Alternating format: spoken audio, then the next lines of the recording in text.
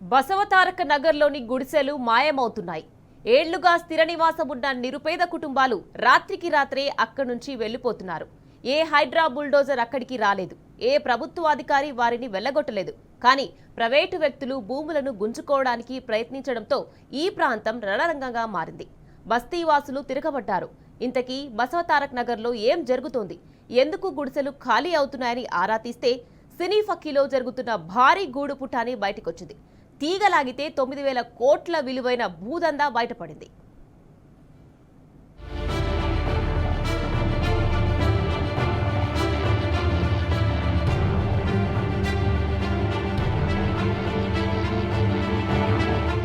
ప్రతిదాడులతో రంగారెడ్డి జిల్లా శేరలింగంపల్లి మండలంలోని బసవతారక నగర్ దద్దరిల్లింది. ఈ ప్రాంతం రణరంగాన్ని తలపించింది. గుడిసెలు ఖాళీ చేయాలంటూ కొందరు ప్రైవేటు వ్యక్తులు బుధవారం బస్తీ వాసులను బెదిరించారు. బలవంతంగా గుడిసెలను తొలగిస్తుండగా బాధితులు తిరగబడ్డారు. అక్కడే ఉన్న హిజ్రాలు దాడి చేయడంతో ప్రతిఘటించారు. 5 వ్యక్తులను పట్టుకుని చితకబాదారు. అనంతరం న్యాయం చేయాలంటూ బాధితులు రోడ్డుపై బైఠాయించి రాస్తా రోకోకు దిగారు. దీంతో బసవతారక్ నగర్ లో పరిస్థితి మరింత ఉద్రిక్తంగా మారింది. సమాచారం అందుకున్న గచ్చిబౌలి పోలీసులు వెంటనే ఘటనా స్థలానికి చేరుకొని పరిస్థితిని అదుపులోకి తెచ్చారు. బాధితుల ఫిర్యాదు మేరకు 5 కేసు నమోదు చేసి పోలీస్ స్టేషన్ కు తరలించారు. కలెక్టర్కి విన్నవించడానికి కోసం 300 మంది ఇక్కడ నుంచి బస్సులో అందరూ వెళ్ళారు. కొంతమందే ఇక్కడ ఉండడం జరిగింది. మిగిలిన వాళ్ళు ఎవరూ లేరని చెప్పేసి ఇక్కడ ఇంతమందిని, పెద్దవాళ్ళని, అబ్బాయిలని ఇంతమంది కొట్టి మూలకు పడేయడం జరిగింది. ఒక ఆవిడ పెద్దవాడ 60 years ఉంది, తనను కూడా కొట్టారు.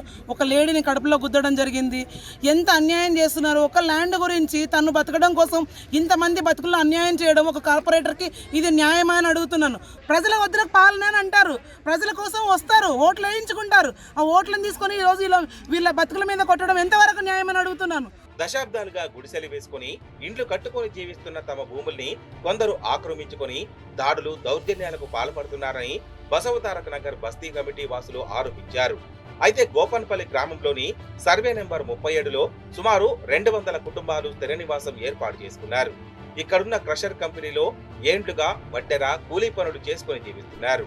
వారందరికీ ఆధార్, రేషన్ కార్డులు ఉండడంతో పాటు విద్యుత్, నీటి బిల్లులను చెల్లిస్తున్నారు. కొందరికి బీపీఎల్ నంబర్లు కూడా వచ్చాయి. అయితే 2021లో అప్పటి ఆర్డీఓ చంద్రకళ ఇది ప్రభుత్వ స్థలమంటూ పోలీసులతో వచ్చి జేసీబీలతో ఇండ్లు కూల్చివేశారని బాధితులు తెలిపారు. హైకోర్టును ఆశ్రయించగా స్టేటస్ కో వచ్చిందని, పాక్షికంగా కూలగొట్టిన ఇండ్లలోనే తలదాచుకుంటున్నట్లు చెప్పారు. జాతీయ మానవ హక్కుల కమిషన్ సైతం కూల్చివేతలు వద్దని ఆదేశించిందని తెలిపారు. అయితే కోర్టులో కేసు నడుస్తుండగా స్థానిక బీజేపీ నేత, మాజీ కార్పొరేటర్ గంగాధర్ రెడ్డి మరికొందరితో కలిసి తమ భూములను కబ్జా చేసే ప్రయత్నాలు మొదలు పెట్టారని ఆరోపించారు. న్యాయం చేయాల్సిన అధికారులు కబ్జాదారులకు ఎన్ఓసీ ఇచ్చారని ఆవేదన వ్యక్తం చేశారు. అటు ఎన్నికల ముందు రేవంత్ రెడ్డి పక్కా ఇండ్లు కట్టిస్తామని హామీ ఇచ్చి అధికారంలోకి వచ్చాక విస్మరించారని వాపోయారు. కబ్జాదారుల నుంచి తమకు ప్రాణహాని ఉందని ప్రభుత్వం రక్షించాలని బాధితులు కోరుతున్నారు.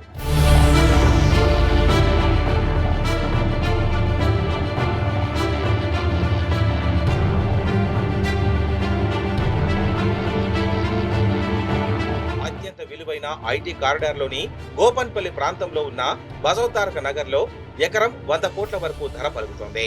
అయితే బస్తీలో ఉన్న గుడిసెలు ఉన్న ఫలంగా ఒక్కొక్కటిగా మాయమవుతున్నాయి. ప్రభుత్వ పెద్దల కనుసన్నల్లో కొందరు ప్రైవేటు వ్యక్తులు కాలనీలో చక్రం తిప్పుతున్నారు. రోజుకు 1-2 గుడిసెల్ని ఎంపిక చేసుకుని రాత్రికి రాత్రే వెళ్లిపోవాలంటూ 1-2 లక్షలు చేతిలో పెడుతున్నారు. ఎవరైనా కాదు లేదనంటే 3-4 లక్షలు కూడా ఇస్తున్నారు.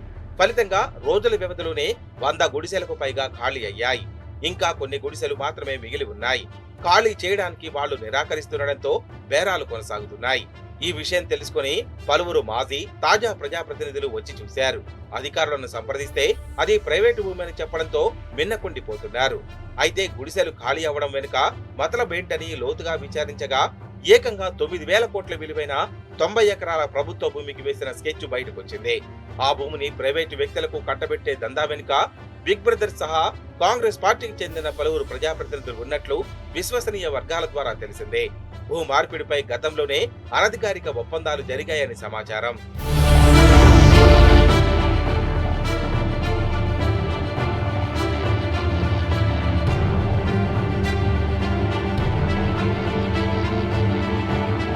ఎకరాలకు భూములకు మార్గం సుగమం చేసి తద్వారా ప్రభుత్వంలోని కొందరు పెద్దలకు భూములు దక్కేలా రూపొందించిన ప్రణాళికలను సలహాదారు ఒక్కరు పక్కాగా అమలు చేస్తున్నట్లు చర్చ జరుగుతోంది.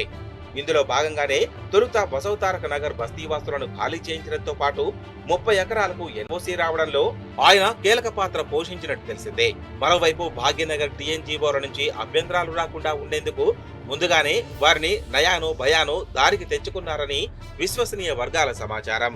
ఈ మేరకు గతంలో లేఅవుట్ రూపొందించిన 142.15 ఎకరాలు దక్కాలంటే మిగిలిన 32 ఎకరాల భూమిని వదులుకోవాలని షరతు విధించినట్టు తెలిసింది. ఆ మేరకు భాగ్యనగర్ టీఎన్జీఓ గత సోమవారం నిర్వహించిన సర్వసభ్య సమావేశంలో 32 ఎకరాల భూమిని వదులుకునేందుకు తీర్మానం చేసినట్లు సమాచారం. దీనిపై స్పందించేందుకు భాగ్యనగర్ టీఎన్జీఓ స్పందించకపోవడం గమనార్హం.